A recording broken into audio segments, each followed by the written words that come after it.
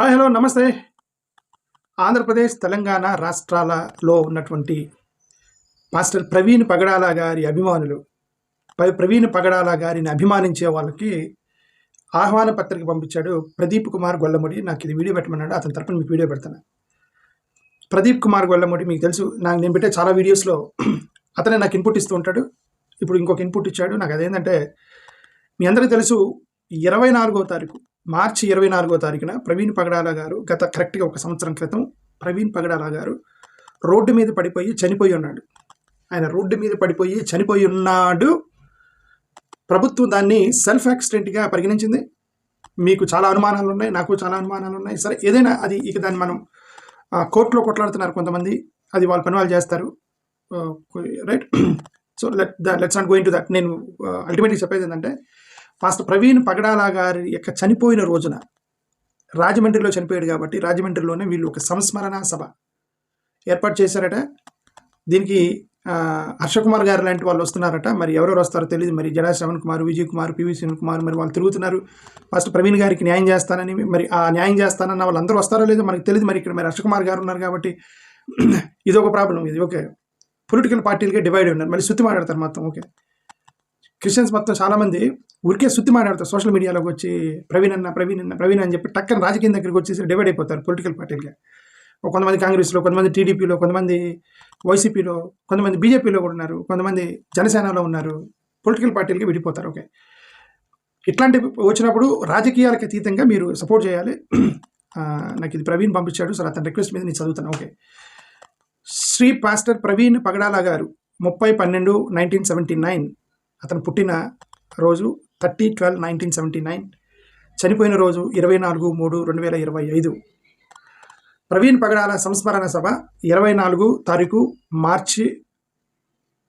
స్థలం ఎక్కడంటే లూథర్గిరి, రాజమండ్రి, ఆంధ్రప్రదేశ్. మన పాస్టర్ ప్రవీణ్ పగడాల గురించి నేను ఇక్కడున్న చదువుతున్నా.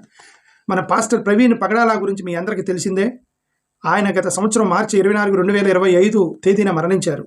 ఈ సంఘటనను ఒక రోడ్డు ప్రమాదంగా చెప్పిన ప్రభుత్వం చెప్పినా దీనిపై అనేక అనుమానాలు వ్యక్తమవుతున్నాయి. ప్రభుత్వం కూడా ఈ విషయంలో పలు ఆరోపణలు చేస్తూ నిజాన్ని దాచిపెట్టించే ప్రయత్నం చేస్తుంది. మేము ఈ విషయమై హైకోర్టులో న్యాయ పోరాటం కొనసాగిస్తున్నాము అంటే హర్షకుమార్ గారు రాసింది అనుకుంటా ఇది. దాని గురించి మనందరం కలిసి పిల్ గురించి 5 లక్షల హైకోర్టులో కట్టాము. అయితే ఇప్పటివరకు ప్రభుత్వం కౌంటర్ అఫిడవిట్ దాఖలు చేయకుండా కాలయాపన చేస్తుంది.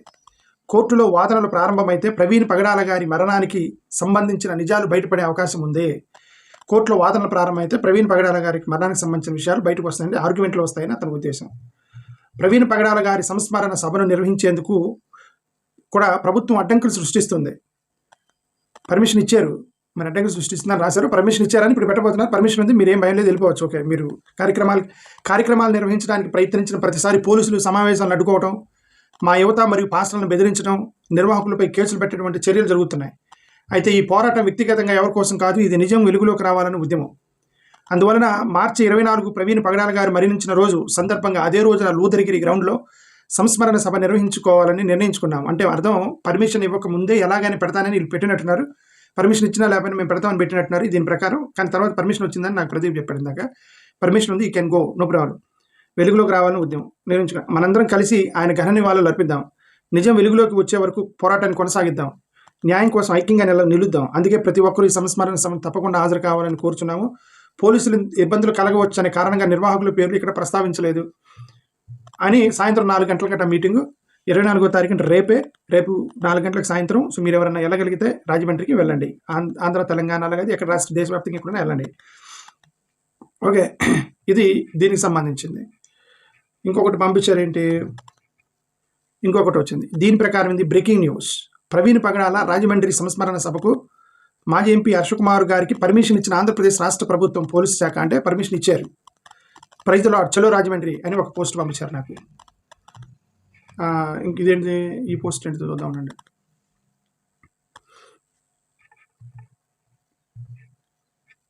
Proceedings of the DSPIC Central Zone East Godavari District present B. Ramakrishna APPS Central Police Central Zone East Godavari representation submitted to Superintendent of Police East Rajahmundry by G.V. Harshakumar ex Ramanapur to connect meeting as a permission letter అనుకుంటా ఇది. ఈ permission letter the petitioner Shri G.V. Harshakumar son of Prakash David Raj Kumar Geddam ex MP Amalapuram 66 years, door number 2, Municipal Colony, Rajahmundry. In his representation dated 6/3/2026, addressed to the Superintendent of Police, Rajahmundry, request permission to conduct meeting to memorial service. Okay, ఇదంతా permission ఇచ్చాడు. ఇంతకీ వీళ్ళు ఏమంటారు? Permission is year by accorded to conduct meeting అంటే permission ఇచ్చారు. Permission year by accorded to conduct meeting by using sound box as per norms of AP noise pollution rules 2000 without any inconvenience to the public subject to the following conditions. కొన్ని కండిషనల్గా permission ఇచ్చారట.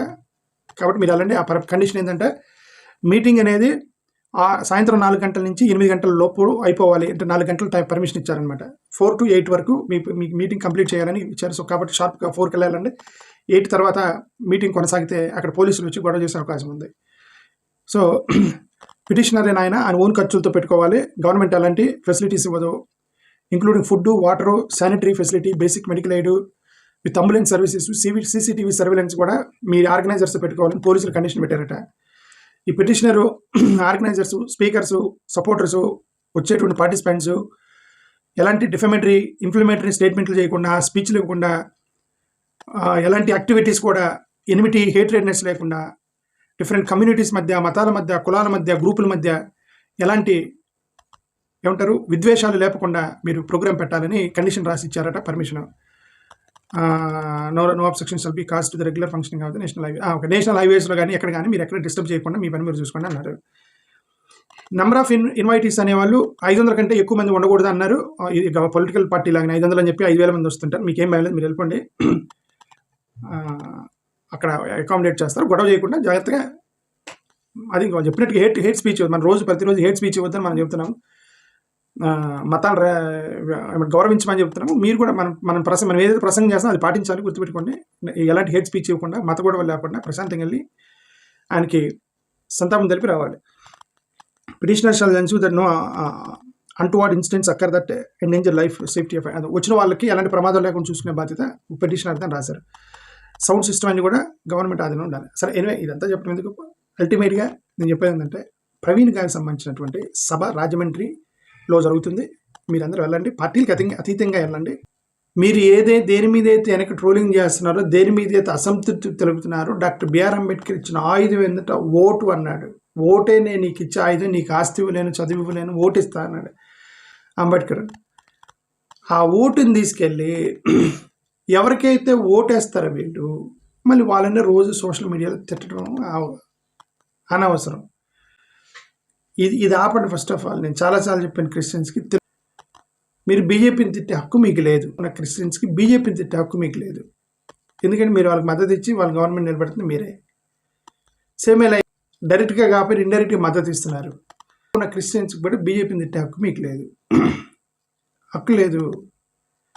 ఎప్పుడు మనకు హక్కు అంటే మన నాయకులకి కొద్దిగా జాగ్రత్తగా మా కోసం ఉండండి, నిలబడండి అని చెప్పి అప్పుడు మీరు తిట్టుకోవాలి. లేదు ఇదంతా వేస్ట్. ఇదంతా కూడా మీ పొలిటికల్ పార్టీలు మొత్తాన్ని ఇండియా బ్లాక్లోకి తీసుకొచ్చి అప్పుడు తిట్టండి బీజేపీ వాళ్ళని. నేను చేస్తుంది అదే కదా రోజు. నేను డైరెక్ట్గా ఇండియా బ్లాక్లోకి వెళ్ళి నేను వాళ్ళని విమర్శిస్తాను. ఎందుకంటే నేను చాలా transparent, I'm most transparent politician. ఎందుకంటే ఏ పార్టీలో లేకుండా నేను ట్రాన్స్పరెంట్గా, నాకు అన్ని పార్టీల మీద అభిమానం, జగన్ మీద అభిమానం ఉంది. సరే, ఈ రాజకీయాలు వదిలేసి ఆ మీటింగ్కి వెళ్ళండి అని చెప్తున్నాను. అది చెప్పేది. థ్యాంక్ యూ, నమస్కారం.